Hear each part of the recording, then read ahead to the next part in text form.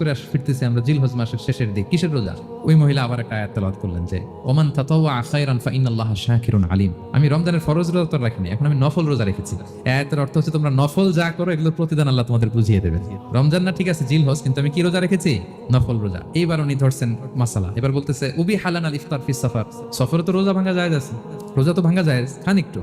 এবার উনি কোরআন থেকে আবার তেলাওয়াত করলেন ওয়া আনতা সুমু খায়রুল লাকুম ইন কুনতুম তা'লামুন। আল্লাহ যে আয়াতে বলেছেন যে সফরের রোজা ভাঙা জায়েজ আছে, ওই আয়াতের শেষে আবার আল্লাহ বলেছেন যদি রাখো সব বেশি পাবো।